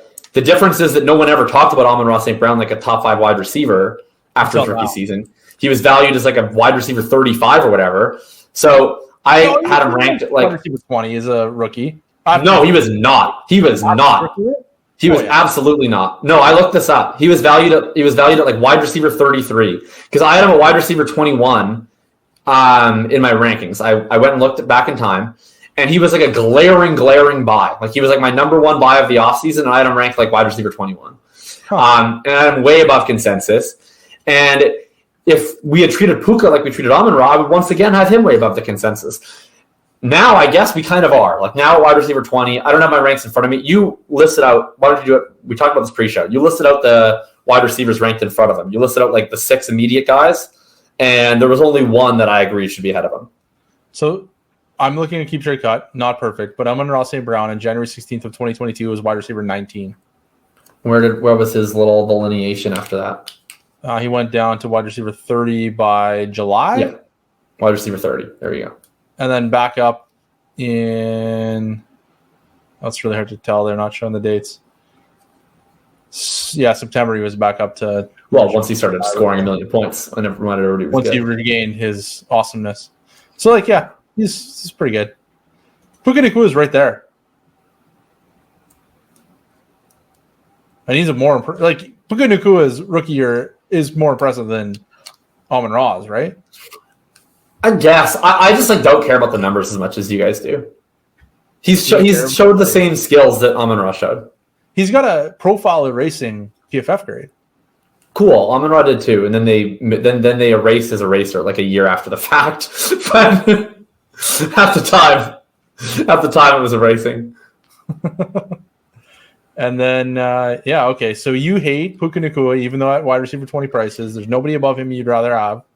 No, so why don't you, for the people, like we did this before the show, but can you list out the 5 names directly out of Puka just so I can illustrate that I'm not actually a hater? Puka Nacua on, what is this, Fantasy Calc is wide receiver 20. The players immediately preceding him in the overall Fantasy Calc points system are Devontae Adams, Zay Flowers, DK Metcalf, Brandon Ayuk, DJ Moore, Keenan Allen, Michael Pittman, and then we get into the Devonta Tank, Wilson, Waddle, Olave tier. Yeah, so I'll, as you mentioned, Brandon Ayuk is the only one of those names that I do prefer over Puka Nacua. I will take Puka Nacua over all those other guys pretty comfortably. He's had a much more impressive rookie year than Zay Flowers. I said he is Michael Pittman, so if I'm taking Michael Pittman, I will take the 22-year-old version with theoretical upside to prove me wrong and be better than Michael Pittman versus actual 25, 26-year-old Michael Pittman. And DJ Moore get out of here. Devontae Adams is 1 million years old, and Puka's probably going to score more points than him the rest of the season. And I don't know who else you named, but Puka over the rest of them. That's fair. I think, yeah, for me, I think Puka would slot in right after like the guys we just talked about, like the 5 guys that we just went through. I think he'd be right in there. So then we don't even really disagree because I think, like, to me, there's this little trio of Waddle, Ayuk, and Smith, who is like a group of wide receivers that I just think are clearly better than they score. And I think that they've demonstrated the requisite skill set where at some point in their lives, I think a 17, 18 point per game season is coming. It's funny. We both thought this way pre-show, but like Ayuk is rated behind those guys. I think we both like Ayuk the best of the 3. Yeah.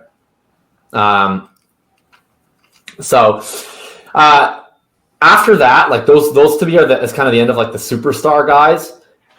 And then Puka would be my highest. Like I would rather have Puka than Metcalf. I'd rather have Puka than Pittman. I'd rather have Puka than the rest of the league. I think the better question is Puka Nacua or JSN or Jordan Addison, because those guys are both first round picks that are doing Puka kind of okay. Puka. You're just throwing the JSN's not doing kind of okay. JSN's doing bad. I think he's fine. He's in a rough spot. I don't give this rough spot stuff credence. If JSN was doing what I thought he would do this year, which was running 65% of the routes, not scoring a lot of fantasy points because he's not running enough routes, putting up 1.9 yards per route run and 24% targets per route run, then sure. But he's earned a pretty mediocre amount of targets when you consider the fact that he has a running back ADOT, and he's not been efficient. His PFF grade's in the tank. I would go as far as to say he's like a sell, like a priority sell. Geno Smith isn't efficient. Nobody's efficient in that offense. DK Metcalf isn't the other guy. Well, DK Metcalf is always inefficient. It's not very good. Like, he's got 16.2% target share already with 6 games to go. Yeah, and on what, an 8 out of 3? 6.4. Okay, let's play a game. Who has the higher PFF grade? Jackson Smith and Jigba or Darius Davis? Interestingly, I don't mean to sidebar this, but interestingly, Jackson Smith and Jigba or Malik Heath? Jackson Smith and Jigba or Dontavian Wicks? There's almost a 100% correlation between yards per route run and PFF grade per many people on Twitter today. I don't think that's actually as big of a problem as other people think it is. I think it makes perfect sense. I think it just makes PFF grades so meaningless. Well, I think you can say that they're duplicative or unnecessary. But like, first of all, like to me, it makes sense because we know that rookie year yards per route run is like a very predictive stat for wide receivers. Metric, yes. We know that rookie PFF grade is a very predictive stat for rookie wide receivers. We know that they're both, in some ways, kind of trying to do the same thing, which is like describing how good a player is in a given year. So it makes sense that the players who are playing better to the eye are also the ones who are really efficient. So, like, I actually don't think it's that big of a problem. Like, I don't think it's meaning. Like, it just. I've seen some like conspiracy theorists who are like, "Are they just like creating a grade?" And like, I don't think that they are. No, maybe they are. That's ridiculous. They're absolutely not doing that. I think probably what they are is they're probably just human beings, and they're probably not doing quite a good enough job of separating the result of a play from how they're grading it. Yeah, and it's allowing the results to skew the grades. But I also think that even if they were perfectly unskewed, that the players who are playing better probably more often than not get the better results. I completely agree because yards per route run is largely a volume stat, like not like from a how do I put it? Like it's a volume stat in that the good players will typically run the routes to get the most yards, right? Like it's yards. Well, you don't need to run the most routes to get a high yards per route run. You just need to earn a lot of targets on. You get the most targets. Yeah. So you're necessarily going to have the most yards per route run because yards are a function of targets. And yeah, anyways, it's just like, it's kind of just whatever. Like I don't think it's like a huge problem per se. I just think it's like hilariously unnecessary. Like they're going through all this work to scout all these targets. Right. And then it's like, oh yeah, actually you could have just taken the totals and divided it and it would have been fine. Would have got there anyway. And I would legitimately. Hey? Yes. Yeah. Sorry, I was interrupting you rudely for no reason. I agree with everything you're saying. It's fine. I just wanted to say that yards per route run and PFF grade being the same thing is like absolutely like hilarious, and also like it should absolutely like tank the perception of PFF, in my opinion, as a completely unnecessary endeavor. I probably won't go quite that far, but it's totally unnecessary. Well, like if you're getting the same thing out of it, then who cares? What does it matter? Yeah, what are you learning from a PFF grade? You're not learning from yards per route run. All right, not much, I guess. Just unnecessary. It's not worthwhile. It's worth less. But I mean, I would argue it'd be even weirder if you looked at a player at like 2.2 yards per route run and they had like a PFF grade of 52. I don't know if it'd be that weird to me. Like, I feel like if they're not I guess I was under the impression originally when I first started looking at PFF grades, I was under the impression that they were like doing like what Matt Hardman does to some degree, and they're not. Right. They're like doing it as they're giving a player a grade on a scale of like -2 to +2, which is a weird thing to do. Why not just make it 0 to 4? Whatever, it doesn't matter. And it's like the 2 is for like a really good play. A 1 is for like a good play. A -1 is for a bad play. And a -2 is for a really bad play. And it's like, well, like, I don't know. I would have thought that there's some like process that isn't tied to the outcome there. But really, it doesn't seem to be the case. Like, I'm imagining if somebody drops the football, like a drop would probably be a -2 pretty much across the board. Right. Like, that would be a bad play. And it's like, well, then why are we grading it? Like, we need to use drops then.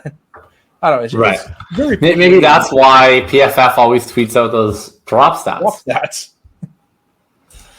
That's just what the grading is. Okay, so Jack Smith and Jigba currently, oh man, some of this fantasy calc stuff is like where I feel like people are sells, and then I look at fantasy calc and I'm like, actually, it's fine. So I'm seeing that Jack Smith and Jigba is like, okay, so he's right next to Jordan Addison. I think that's probably reasonable. He's behind Zay Flowers. I think that's probably reasonable. He's ahead of T. Higgins. That's interesting. I'd take T. Higgins, I think. I would take T. Higgins. He's ahead of Drake London. That's like incorrect to me. I prefer Drake London like solidly. According to Fantasy Calc, I got the steal of a century today because I traded away JSN in a league where, I'll be honest, like I've decided I'm kind of pushing the chips in this year. I looked at my team. I won this league last year. I think I have a pretty reasonable chance to defend. But I looked at my team. I was like, I don't think I have the value to contend next year. So let's just leave it on the floor. We're blowing this shit up next year. So I traded JSN away I traded JSN and Ty Conklin. Ty Conklin was a big part of this deal. For Mike Evans, Christian Kirk, and 2/3 in a start 11, very deep dynasty league. And I was like, man, I don't know how I feel about this on value. I went to Fantasy Calc. Mike Evans is above JSN. Yeah, that's a little. This is one of those things where, some of these things on Fantasy Calc I don't really believe. Yeah, I mean, I'll tell you what. You take your Mike Evans around town, only you're getting JSN 1-for-1 very frequently. Yeah, I don't know if you would either. But yeah, T. Higgins seems wildly out of place. Drake London obviously is like the most out of place. Who is? Drake London. Oh yeah, but sure. I also like get it. But that's because for the record, like his stats are once again terrific. Like he's once again over an 80 PFF grade despite living in hell. He has 1.88 yards per route run despite living in hell. Like he continues to post like very, very high end peripheral stats despite being in a horrible situation. So like there's no reason to downgrade Drake London. Like his targets per route run is once again like very strong. So there's really no reason to be leery of him. It's just that he's basically just the same guy he was last year because the situation coming in, it was like, oh, it could be the same or it could get better, and it was the same. Maybe it'll never get better. I don't know. We probably need the Saints. We really needed the Saints to win this game last week. It's like quite. I know that I bet on the Falcons like everywhere to win the NFC South, but I'm rooting against it at this point for the sake of London and Pitt. It's like everyone. Yeah. Yeah. Anyway, for the sake of like Twitter. Yeah. Yeah, Jason. I don't know. I feel like he's fine. I'm not like. I never thought he was a superstar though. I think maybe that's why I'm like kind of just like, yeah, he's fine. Fine.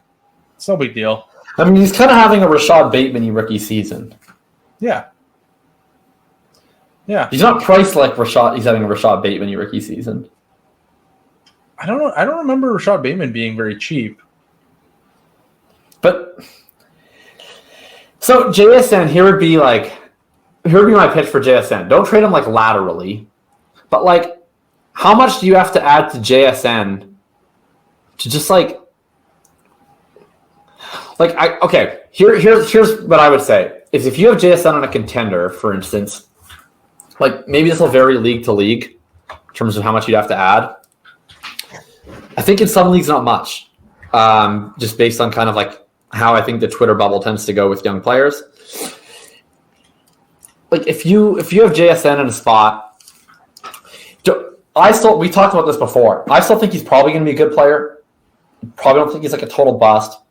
I do think if he was going to be a superstar, we would see some superstar-y things by now. We haven't. Are you missing out on that much of a ceiling where if you just trade him for like an older stud, like could you still go and trade JSN plus not that much and go get like Diggs?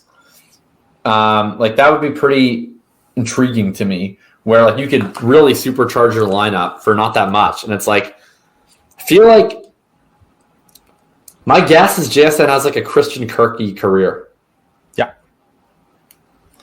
Yeah, so like this is kind of wild, and this is over the last essentially 2 weeks. So November 15th onward, there's been 1, 2, 3, 4, 5, 6, 7 Jackson Smith-Njigba for Tank Dells, basically straight up. Wow, I don't know if you can get that one today. That's probably out the window. Last one was on the 25th, so that would have been on Saturday. 3 days ago. Okay, interesting. But like that's one on the 25th. So like it's not common. But it's like, it's out there. They're not all like straight up. Like some, like one has a round 2 with Smith for a round 3 with Tank Dell. Another one has a round 2 with Smith for Dell, and the other ones are all straight up, or adding a third to Dell. So it's like pretty wild. But let's just see Puka Nacua if there's anything going on there. So. JSN in a second for Puka. JSN. Oh, these are like a month ago, so they're out of date. That's not happening. Okay, let's just hear the Puka trades generally, because I'm curious about this since I have I have bubble theories about him. Okay, so Puka Nacua for Puka and Hendon Hooker, so basically nothing for Michael Pittman. Puka, they're the same guy. I'll take the younger one, who's maybe not the same guy. Puka in a third for Kenneth Walker in a second. Puka in a third for Brandon Ayuk. Jaden Reed in a second for Puka Nacua and a fourth. Puka.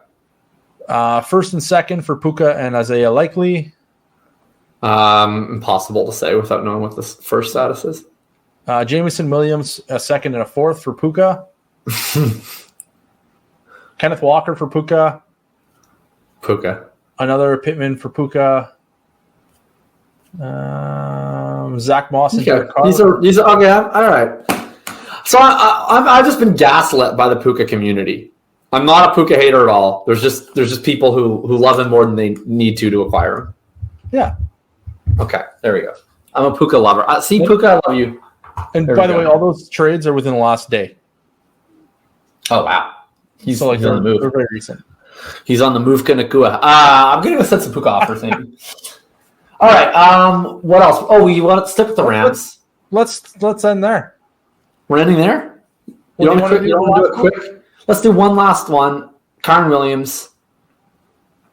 You have sell now or sell later, which I am inclined to agree.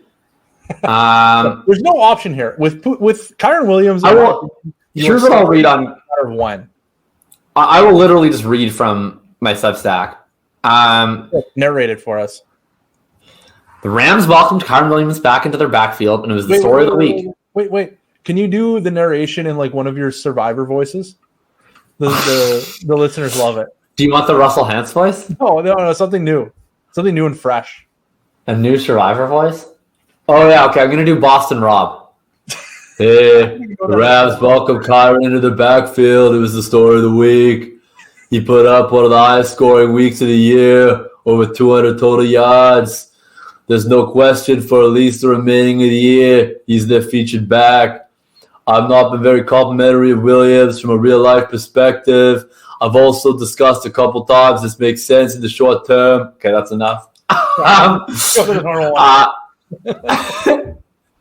Williams is extremely adept in all phases of the passing game. All right. Anyway, no. Basically, my take is just right now they don't have like a big explosive dream of a running back. Karen Williams makes the most sense. He allows them to play how they want to play, which is minimal substitutions, playing fast, spreading defenses out in 11 personnel, and then they can run against light boxes. you want to guess how many carries Karen Williams had this year against 8-man boxes? 0. Yeah, 0. It's literally 0. And I think that is important context to consider for how we evaluate his rushing efficiency. But I also do want to legitimately credit, like, Karen Williams is a value add in that he's very good passing down back, that you can play out there and no one's ever going to stack the boxes because he's not going to be that Cam Akers type. They're running, everybody stack the box. Like, that versatility helps give him lighter boxes, and that has real life value to the Rams, and it's owed to Karen Williams' skills. So I want to be fair about that. Can I also just say, yeah, many years ago there was a running back that played for the Rams. In fact, Sean McVay kind of took over, and then this running back skyrocketed to the top of the dynasty heap. His name was Todd Gurley, and he also rarely ran into stack boxes. Like, rarely. Right. Well, it's how the Rams operate. But Cam Akers didn't do this because when they started, because the way, maybe he could have, but at least the way that the Rams deployed Akers was they did not trust him in pass protection and they didn't want him on passing downs. So they had to keep subbing him on and off. And when you have to do that, then the defense knows, like, oh, Cam's on the field to run, stack the box, and then it hurts your efficiency. So, it's clear that this Rams offense works best when they have this type of all systems player. Karen Williams is not the explosive player Todd Gurley is, obviously. And I guess my take is, like, I think as long as he gets this role, he's going to score a ton of fantasy points. He's going to have it for the rest of the year. It makes perfect sense why they would operate this way. And I'm not going to say never for him having it for a while later, because never say never. It's just, you're taking the risk into your own hands when you're betting on a sub 200-yard back of middling athleticism drafted in the late rounds being a long-term solution, right? Like, you're not. It could happen. You're just not playing. You're just not on the right side of the odds. So the question is, what's that worth? And yeah, I mean, I would sell, like you said, sell now or sell later. There's no urgency to sell. He's going to be great the rest of the year, I suspect, as long as he's healthy. So I'm not selling for less than a first. In fairness to Karen Williams, right? What's Austin Eckler's future after this year? I don't fucking know. What's Saquon Barkley's future after this year? I don't know. Like, there's a lot of old running backs out there who I'm pretty questioning their future. So why not take Karen Williams, right? Like, to me, if those guys are worth a late first, Karen Williams should be worth a late first. Or at the very least, I wouldn't sell him for less. I wouldn't pay that for them either. So I wouldn't pay that for him. What am I buying for? Probably nothing, because he just scored 38 points, and I don't think anyone's going to sell him to me for less than a first. So I guess I'm selling now if someone wants to give me like a juicy mid-first. And if for whatever reason I still have him on a team that's tanking, I would take a late first. And otherwise, if I have him on a contending team and no one wants to overpay me, then I'll sell him later. And if not, whatever. I'm not saying you have to sell every old player that you have on your team now. And to me, I would just view Kyren Williams like an old elite running back where we're living like there's no tomorrow. Yeah, I think Kyren Williams is on borrowed time. I don't think his time's going to be up. The clock isn't striking midnight this year. I think it's going to be, so like, we get these guys every year. We get these players that pop up out of nowhere. I don't know if you remember a guy named CJ Anderson. He did this exact basic thing with the Denver Broncos as a rookie, I think it was. And yeah, I believe so. Basically just like took over and dominated the rest of his rookie year, and then was like a mid-range to low-end RB2 thereafter. Yeah. I would expect that. We have like James Robinson, who's done something like this. Dameon Pierce did something like this last year. Like Alfred Morris, if you go back, there's a ton. Well, the one thing that Williams has over James Robinson and Dameon Pierce and even Alfred Morris is he actually does catch a lot of passes. Yeah, but it's more so that he's got no investment from the team. Yeah, no insulation. He could be replaced next week. Like, it wouldn't be shocking if the Rams took a running back with their first pick this year. Well, I don't know if they have a first round pick. They usually don't. I'm assuming. Yeah, I think they actually do this year for once. Well, they won't take one in the first. They won't take one in the first. Nobody's taking running back in the first. This running back class is ass. They take one in the day 2 range. This running back class is ass squared. Yeah, but it's not going to be shocking if they take one in the second in day 2. Is there going to be a single running back taken in the first 2 rounds this year? What's that? If I give you over under 0.5 running backs taken in the first 2 rounds this year, would you take over or under? Over. There's going to be one. Are we sure? Yeah. Okay. I guess it was Bishop Sankey. So there's. I don't believe that I've ever seen a draft class that doesn't have at least one second round running back. It would be an outlier of outliers for it to go that far. Yeah, that's fair enough. So somebody's gonna force a square peg into a round hole at some point in round 2. Plus, isn't Trevion Henderson declaring? Yeah, I don't know. I don't know. No, I think he's gonna. Maybe he hasn't declared yet. I mean, they still have a lot to play for potentially. But I don't know. I'm not sold on the Trevion Henderson profile. He went to Ohio State. He did a lot of good things. He's a high. Braylon Allen declared, and the range of outcomes of opinions on Braylon Allen seems to be immense. Yeah, I don't think that he's going to be the round. I've seen people saying he's like the clear RB1. I've seen people saying he'll be lucky to get drafted. I have no idea. I'm currently Braylon Allen neutral. I'm pretty sure that the Braylon Allen folks that love him are the analytic folks. Right. I'm getting big Sean Tucker vibes. Yeah. The people that do not like him are the film or the film people. And the analytics is a wonderful tool, but you need draft capital. Like, right. The film people don't like him. I don't like him. Right. That's the thing. My view on Braylon Allen has been like, I get this with a lot of running backs. I got this with Sean Tucker last year, where people are like, do you like this guy? And I'm always like, maybe. It's like, look, Braylon Allen's huge, big workload, and he started to catch passes this year. If you're telling me this guy's going on day 2 of the draft, I am in. I promise you, I'm in. All the way in. But I'm a firm pending until we start to see that because I'm skeptical.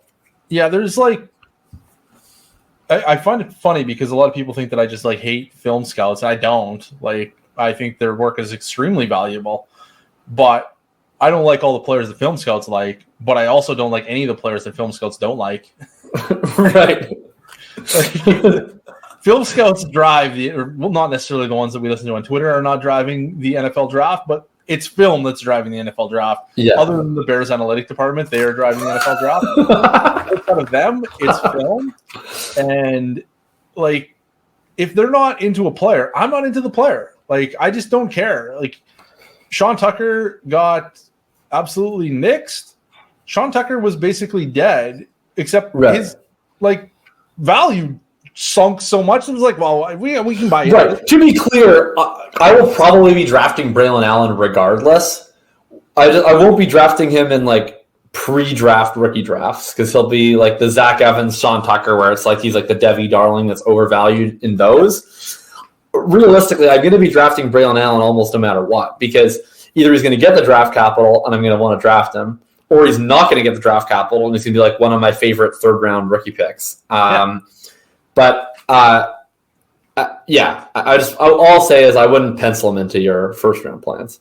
No, you're right. If you're doing a rookie draft before the NFL draft, like I want to be seeing a lot of mock drafts with him real early. If you're like, here's the thing: if you're doing the people who drive those are the analytics nerds. The best thing you can do is just think of all of the players that the film bros like that you won't draft when your actual rookie drafts come along, and you just stuff your face with all those guys in the pre-draft rookie draft because they're so undervalued.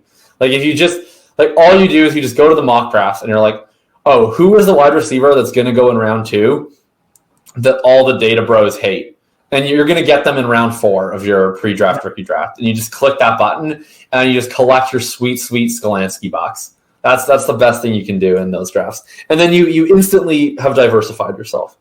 Yeah, I used to call it like, well, not necessarily with the pre-draft thing, but like when it comes to analytics, I think of it like fishing within the net. Like we take our net and we figure out which players might be good, and then we try to pick the ones out of that net that are actually the best bets. And the draft capital is the first net. Like, yeah, we do not draft Amon-Ra St. Brown in the second round of rookie drafts because we like him pre-draft. Like, I'm sorry, that was a terrible decision. It worked out for you. I'm really happy about that. But like, thank you. It was a terrible idea to do that. And I can give you countless lists of other players that we liked as Debbie Darlings that were shout out David Bell draft that did not do a damn thing. Like, shout out Tyler Johnson. Proof lists of this. So we really need that draft capital, and if we don't get it, then if the player happens to hit, if the player happens to be Amon-Ra, we're going to be able to buy him later anyway.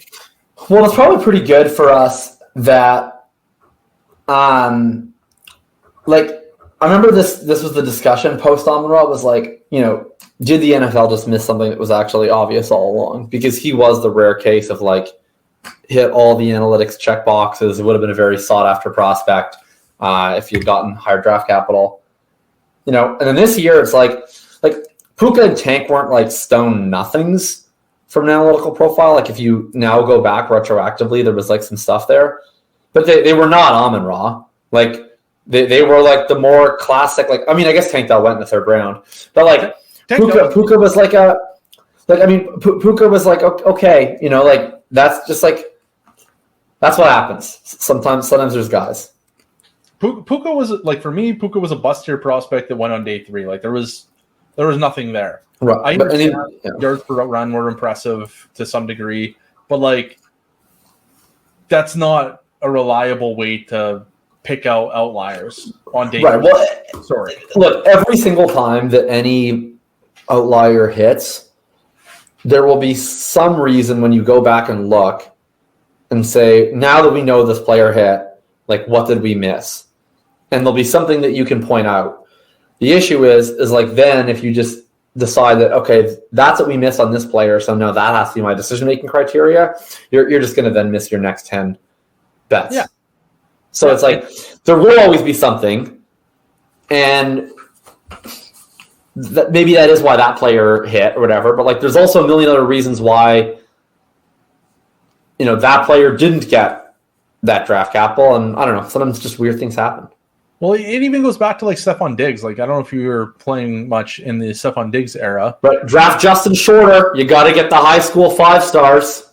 It was a 5-star with an 18 breakout that went on day 3. It's like, well, actually, if you look at those, it ain't that good. Sorry, it's Stephon Diggs. That's the list. You've been drafting a lot of those guys lately. You've been real unhappy. So, and like Amon-Ra was like, Keyshawn Booney, gotta get him. Keyshawn Boutte, he's gonna be the man. And like Seth Williams, he was my dude before. Oh yeah, I love Seth Williams. Like that sucked. Same draft as Amon-Ra. Same draft as Amon-Ra. Same profile. Did all the same things. And just, you know, he went in the round 6. Okay, well maybe it's the round 4s. It isn't. There's like no hits from round 4 in history. Like round 4 is like the least hitting draft round for wide receivers. Period. That's not true. Round 6 and 7 also hit very little, but there's more round 5s than round 4s.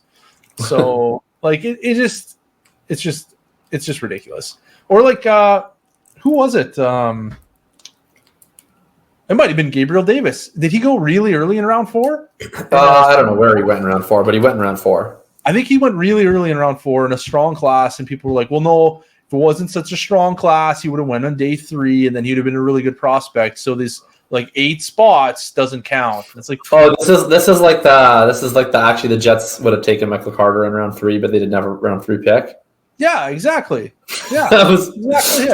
That's why I still only refer to Michael Carter as Michael, basically a round 3 pick, because the Jets liked him so much that they would have taken him in round 3 if they had a round 3 pick Carter. Yeah, that's exactly it. Like you can always, like Karen Williams is another great example. Film people loved Karen Williams. Right. Loved Karen Williams. And then like even my buddy Matt Hicks was posting yesterday, I think it was. Yeah, fantasy community left him for dead when he ran a 4-6. I'm like, no, they didn't. They left him for dead when he went in day 3. He was around 5 or 6 pick. That's why he was left for dead. Because he was dead. He scored 3 points last season per game. Like he went from 3 points per game to 21 this year. It's the most ridiculous thing I've ever seen. But anyways, like Kyron Williams, if you go back and you're like, well, if we just draft all the players the film community really likes on day 3, then we'll get all the hits. No, I mean the Rams have another one right now. They're not using them. They're not letting him play. Yeah. Well, that's next. Zach Evans is right there. It's in year 2 that these guys hit, not in year 1. That's true. Anyways. Yeah. Anyway, I think that wraps it. It's been fun. I'm gonna go home finally at last. I'm gonna go to sleep. I have a podcast to record in 7.5 hours. Fuck. Perfect. All right. Anything to plug? You can find me on Twitter, Jacob Sanderson. You can find my Substack, Thinking About Thinking. It's in my bio on Twitter. You can also go to jacobsanderson.substack.com. True. I'm on Twitter at DFBeanCounter and on Patreon at patreon.com/bulletproofff. So join me there. Terrific. Everyone, have a fantastic week.